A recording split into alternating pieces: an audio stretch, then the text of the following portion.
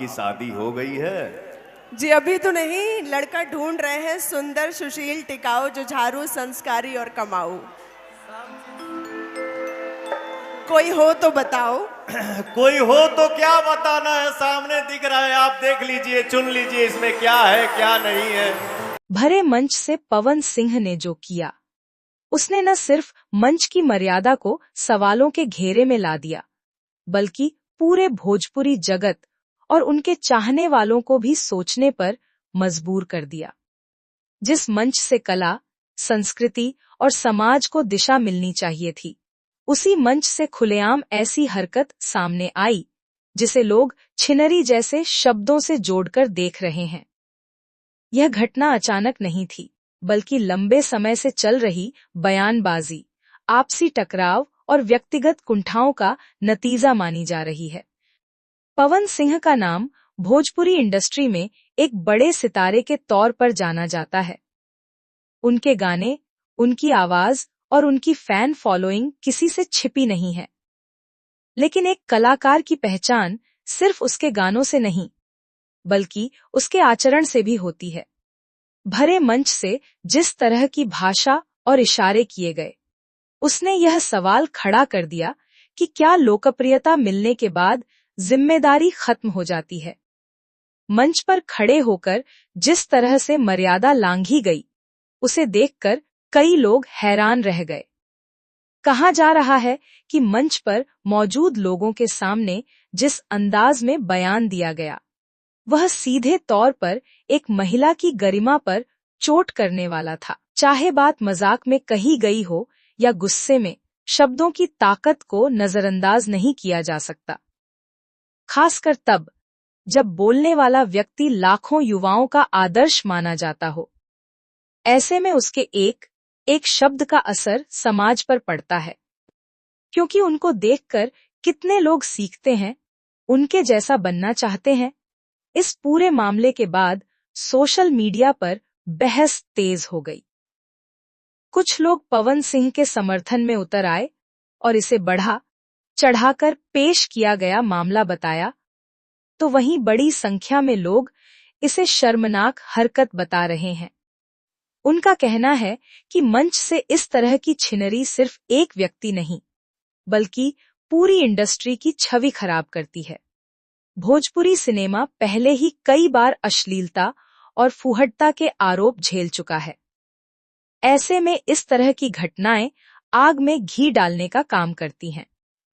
महिलाओं के सम्मान की बात हर मंच से की जाती है, लेकिन जब वही मंच महिलाओं के खिलाफ अपमानजनक शब्दों का जरिया बन जाए, तो सवाल उठना लाजमी है। लोग यह भी पूछ रहे हैं कि क्या आयोजकों की कोई जिम्मेदारी नहीं बनती? क्या मंच पर बोलने से पहले किसी तरह की सीमा तय नहीं होनी चाहिए? अगर एक बड़ा स्टार इस तरह खुलेआम कुछ भी बोल सकता है, तो छोटे कलाकारों और आम लोगों को क्या संदेश जाएगा? पवन सिंह इससे पहले भी अपने बयानों और निजी जिंदगी को लेकर विवादों में रहे हैं। कभी रिश्तों को लेकर, कभी सहकलाकारों को लेकर, तो कभी राजनीतिक मंचों से दिए गए बयानों को लेकर। लेकिन हर बार मामला कुछ दिनों में ठंडा पड़ जाता है। इस बार भी कई लोग यही मान रहे हैं कि वक्त के साथ यह विवाद भी दब जाएगा। मगर सवाल यह है कि क्या हर बार माफी और चुप्पी ही समाधान है? अब बिल्कुल ऐसा कोई भी शर्मनाक और घटिया सोच समझ में नहीं चलेगा। मर्यादा में रहकर स्टेज पे अपना परफॉर्मेंस करे, क्योंकि भोजपुरी दर्शक अब पहले जैसे नहीं रहे। आज का दर्शक सवाल करता है, तर्क देता है और गलत को गलत कहने की हिम्मत रखता है। यही वजह है कि इस घटना के बाद युवाओं के बीच खासा गुस्सा देखने को मिला। कई लोगों ने साफ कहा कि वे कलाकार से मनोरंजन की उम्मीद रखते हैं, न कि मंच से अश्लीलता या अपमान। कुछ जानकारों का मानना है कि यह सब जानबूझकर किया गया विवाद भी हो सकता है, ताकि चर्चा में बना रहा जाए। आज के दौर में विवाद भी एक तरह की मार्केटिंग बन चुका है। लेकिन यह भी सच है कि हर चर्चा फायदेमंद नहीं होती। कई बार ऐसी चर्चा लंबे समय तक दाग की तरह साथ रह जाती है। इस पूरे प्रकरण ने एक बार फिर यह बहस छेड़ दी है कि कलाकारों को मंच पर बोलते समय कितनी सावधानी बरतनी चाहिए। लोकप्रियता के साथ जिम्मेदारी भी आती है।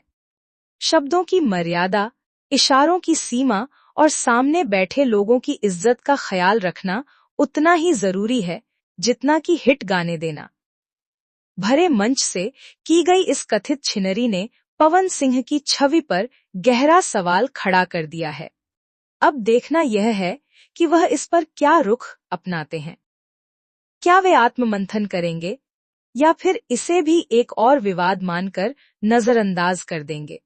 लेकिन इतना तय है कि यह मामला जल्दी भुलाया नहीं जाएगा, क्योंकि इसमें सिर्फ एक बयान नहीं, बल्कि समाज की सोच और संस्कृति की मर्यादा जुड़ी हुई है। इन सभी चीजों को लेकर आपका क्या राय है? आप अपना राय कमेंट्स के माध्यम से जरूर बताइएगा। मिलते हैं अगली वीडियो में किसी नए और बड़े धमाकेदार इन्फॉर्मेशन के साथ। तब तक के लिए जय हिंद, tata, bye bye, take care.